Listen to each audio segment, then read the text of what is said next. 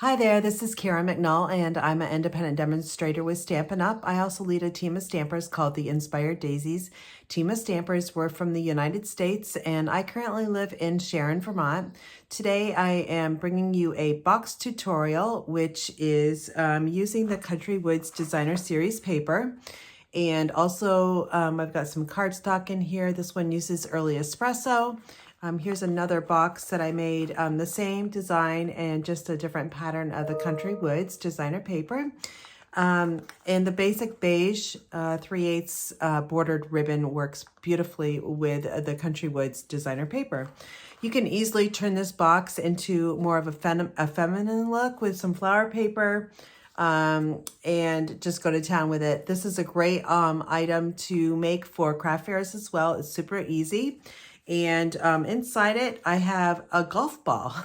So I've had these golf balls for such a long time in my closet of craft fair goodies that I wanted to make tutorials for, and I'm finally getting to it. So I hope you like today's tutorial. Don't forget about my ordering specials, which you can always find on my website, which is inspiredbygraham.com. So I'm going to flip the camera down and we'll get started on the box tutorial. And sorry about my voice. I am very raspy from a head cold, but I wanted to bring you this tutorial just for you. Okay, here is the box. It's really cute and a really basic box to make. It doesn't take too long to create it. You can also make two boxes with one sheet of 8.5 by 11 cardstock. You'll have just a really small flap on the top here, which I'll show you, but I still think let's save some cardstock and just trim it down just a little bit, and you'll get two boxes out of one sheet of cardstock. So I'm going to just take my paper trimmer here, and I like the Stampin' Up trimmer because it has a cutting and a scoring blade on the track here. You just got to remember which one is which. So first thing we're going to do is we are going to cut our paper, excuse me, at 7.5 inches on the short side. So this is 8.5, so I'm just going to cut 1 inch off. All right, and then I'm going to cut it in half, so at 5.5. All right, so we'll save this one for later. I'm just going to focus on making one box right now. Now for scoring, we want to use the lighter scoring blade here. And with the long side at the top, you are going to score at 1 3/4. And then we're going to slide it to 3.5. And then 5 1/4. And then 7. So this is already 7.5 inches. So what I'm going to do is I'm going to use this side of the track and just score it at 1/2 inch. Okay. Now we're going to flip the paper and score on the short side. And we're going to do the same, kind of the same thing. 1 3/4. 3.5. And 5 1/4. The little bar is not flush. There we go. So 5 1/4. Nothing is like sliding very well today. I'm sure stamping is going to be an issue because it's so humid here. So we'll give it a try. Now this is the side that I was telling you that was really small, but you can still get away with it. I want to be able to use 2 sheets of cardstock rather than just one. So I'm okay with this just being really small. So I created a template, and this is what this looks like right here. Very basic, lots of squares and rectangles. And then the next thing we're going to do is we're going to create this kind of template here. This is all hand-drawn. I'll have a better image for you later. But if you notice, you just got to be careful. We want the smaller size up here at the top, and the 1/2 inch side on the right side. Okay, so the first thing I'm going to do is I'm going to burnish everything. So let's take our bone folder and we're going to burnish this down really good. We want some really good creased score lines. It's just going to make it a lot better. I'm not sure how today's going to go because the humidity is like probably off the wall charts, like 100% here. It doesn't help my head cold whatsoever. So again, sorry about the raspy voice. At least I can speak. I'm afraid I'm going to lose my voice, but been sick ever since I came back from Mexico on vacation. So hopefully I didn't drink the wrong water. Okay, so now we have it all scored and burnished. And then we're going to focus that this is the smaller piece here, which is going to be on the top, the 1/2 inches here. We're going to trim all of this down to create that template. So the first thing I'm going to do is I'm going to work on this side here, and I'm just going to take my paper snips and cut up to the line and then turn it and angle cut. And then over here, I'm going to angle cut right to that score line. And we're going to trim all of this off. So we have this little tab. Actually, I want to... oh, actually, I didn't cut that correctly. Let's go on the left side of that score line, Karen. And then we'll just trim that right off. So we have this little tab. Okay, it looks like this. So simple so far, right? Now I'm going to go back and retrim some of these. I just want to get this down so it's the right the way. So on the bottom here, we're going to just take our paper snips and trim snip way up to the line. And also, you could do this at this when you were doing it, but sorry, when you are snipping this up, you can just angle cut and not cut straight up. It's totally your choice. So it might be easier for you just to angle cut and rather than making 3 different cuts.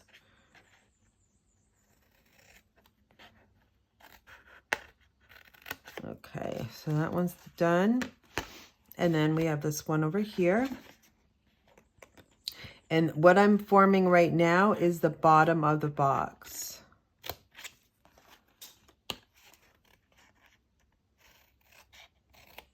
Okay, so now it looks like this. We've got our tabs, 4 tabs, and then we have our side tab here. Now we're going to work on the opposite side here. So we have 1, 2, 3 in this little tab. So this stays the same. And now I'm going to turn this over and I'm going to cut all the way down to the score line here. And then we're going to cut about 1/2 inch from the score line and then down here. Okay, so we've created another little tab. Looks like that. All right, and next thing we're going to do is we are going to go all the way down here. And we're going to remove this square and rectangle.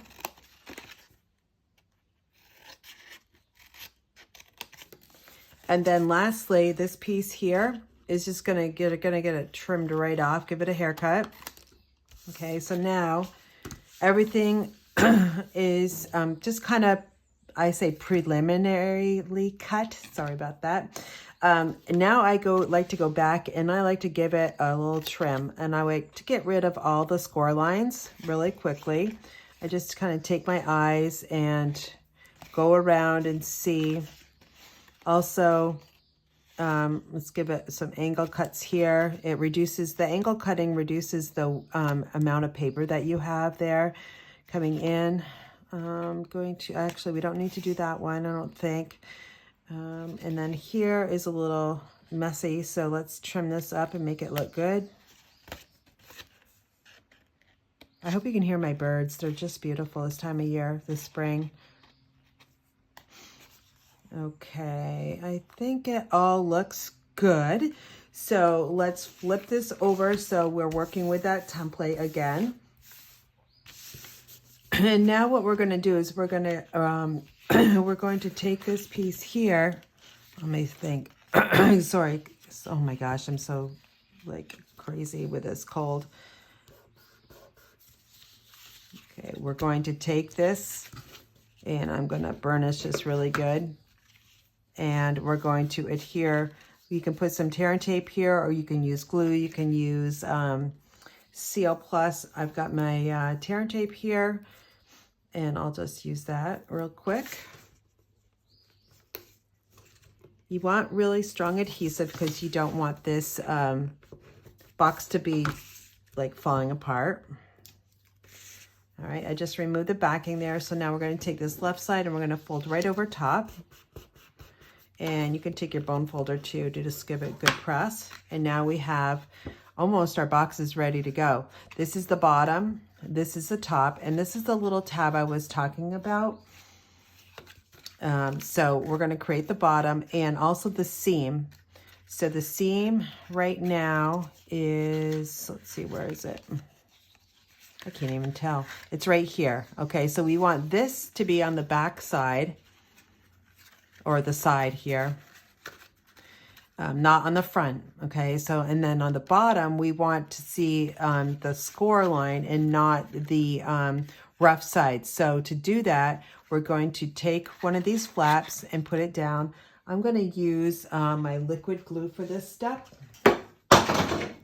Sorry about that. Something just crashed. All right, so we'll just add our glue here. And then I'm going to stick my fingers up under inside the box and just fold this over. And you can press it down like this as well.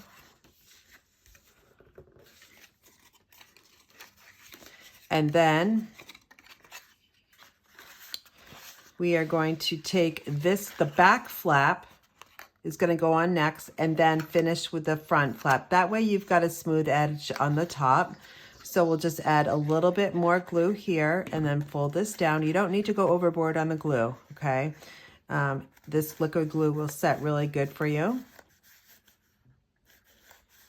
And then this one's going to get folded down on top of that one.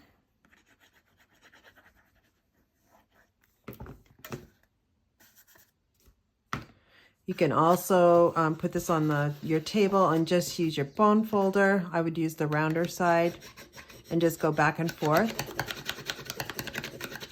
Okay, and then here is your box. It's going to fold in like this, and then it's going to shut right here. Now, if you have an issue with it staying shut, there's a little bit of bulk here, which are these tabs. You can just take your paper snips and trim those down at an angle.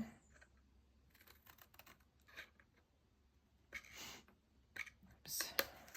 Okay, so I got that one. You can do the back one too.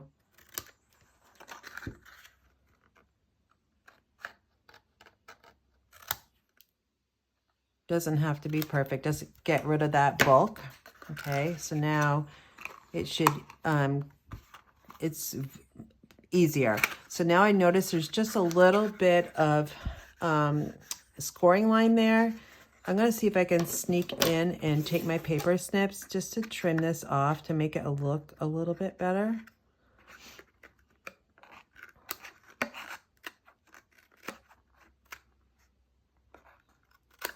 I like the paper snips because they can get so close. There, I think that's a little bit better. I can also take my bone folder easily and just run it back and forth. That way that paper will just lay flat, or you can just pinch it with your thumb and your forefinger too. Okay, so here's our box. Now we need to decorate it. You could decorate this before or after, it doesn't really matter. I'm going to be using the Country Woods designer paper, so let me get that and we'll adhere that all together. Okay, your next step is to cut 5 pieces of the Country Woods designer paper, and they are square, so they're 1 5/8 by 1 5/8, and again, you'll need to have 5 of those. So I'm going to just use my liquid glue. It'd be easier. It's a full bottle, so I know it's going to come out pretty good. Now, the wood grain, you want to make sure it's going the same way as you put it on. So you can either do it horizontal or you can make it go vertically. I am going to make it go vertically. Hopefully you'll be able to see this because it's Misty Moonlight, kind of on Misty Moonlight. All right, so that's one.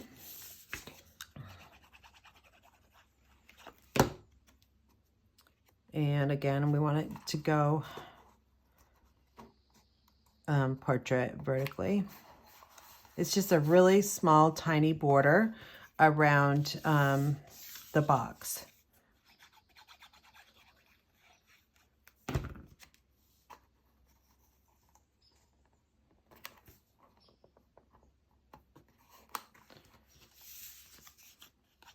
Yep, just two more. If I was to mass produce all these for a craft fair, what I would do is I would probably make, you know, a dozen boxes first and then decorate them and, you know, just do it in stages. And then on the top, we have this piece here. I find that I'm a lot faster if I do the same step at the same time. Okay, so that looks pretty good. So all the sides of your boxes are decorated. You could decorate the bottom if you want to do that. I'm not doing that. Now, where it opens here, I find that it's very helpful just to take, like, I have a 1/2-inch punch. It's a retired punch from Stampin' Up. And I just like to put a little notch here. And I'm just going to take the 1/2-inch punch and I'm going to center it left and right. So it's right in the middle.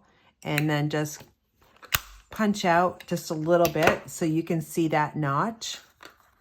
All right, so now you can kind of tell what side to open the box. Now, this is the time where you're going to want to add in your golf ball or whatever you want to give to the recipient.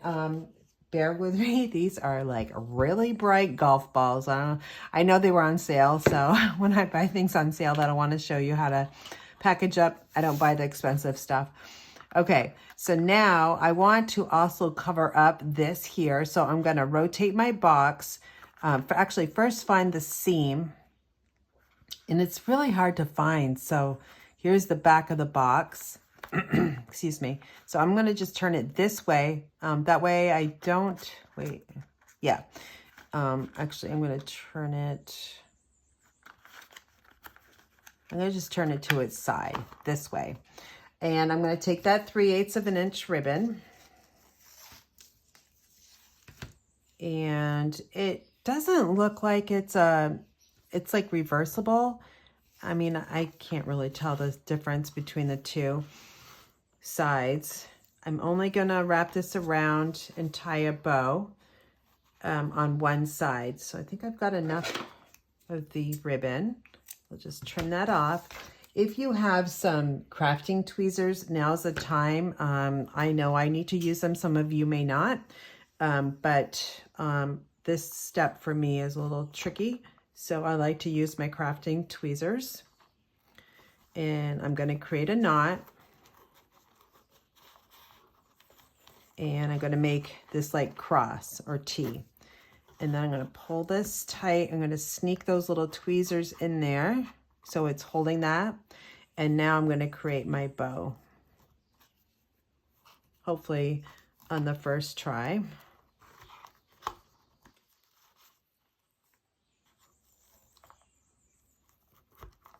And I'll release those tweezers. And I'm going to snag this really tight. And then I'm going to reduce it down the loops a little bit. Make them smaller. So it needs a little bit to be smaller. Okay, and now I'm going to take my ribbon scissors and I'm just going to cut this at an angle. Oops, this way. Okay, so now you have this cute little bow on the top. For our stamping, I'm using the Layering Leaves stamp set, which I used in last week's video. So I love to use my stamp sets multiple times on multiple projects. They have a sentiment in here that says for you. So I thought this would work perfectly with our project today. I've got a little circle here using basic white and the Stylish Shapes, and those are the circles. And I have my for you mounted on a B block, as in boy, B as in boy. And I've got Misty Moonlight ink, which is the ink color in the paper. So everything really coordinates nicely. And here's our little image. When you're stamping on the stylish shapes, make sure that you are stamping on the smooth side rather than the rough side. The smooth side is the correct side to stamp on. And then we have this other die cut. This is from Spotlight on Natures. I used this die set in my card club and also on last week's project. You'll need some Stampin' Dimensionals because you want to give this a little bit of height. So I'm going to add 2 pieces of dimensionals. I'm just trying to use up the edge pieces. Don't forget to use the edge pieces. I had a customer that told me that she actually threw those away. And I said, no, you don't throw those away. That's throwing money away. So I taught her to use her edge pieces. All right, I'm going to just center this amongst that little Misty Moonlight die cut image, okay? And now we're going to take our box and we're going to adhere it here. Now I want to give it some lift and some dimension so that we can see those little die cuts a little bit better. So we'll add 3 pieces of the Stampin' Dimensionals to the back side here. That way it'll just give it a little bit of lift off that paper, and you'll be able to see those little die cut images, like the little holes here, a little bit better. All right, and let's see what side. I think this is the right side. Oh wait, no, that tab. So this is what I did. This is where I punched out that 1/2 inch portion here. It's now being covered up by the ribbon, which I think is really nice, so you don't see that. And then we've got a little die cut here, and you can see now that lifting it up, you can see those little cuts, like straight lines and little holes there, a lot better than if you just kept it right onto the designer paper. So there you have it. Again, you can take this box and make it go with anything floral, what have you. This is a great box to create easily. And let's put this one in the middle. It's a little different. And with not very much paper. And you can sell this at a craft fair. I'm not sure what price I would price this at. I would have to look at what golf balls cost today rather than like 5 years ago. So if you would like any information about Stampin' Up, if you are looking for a Stampin' Up demonstrator to order from, I would love to earn your business. And you can find me at inspiredbygram@gmail.com or inspiredbygram.com. I hope you enjoyed today's video, and I'm looking forward to bringing you a lot more. Thank you.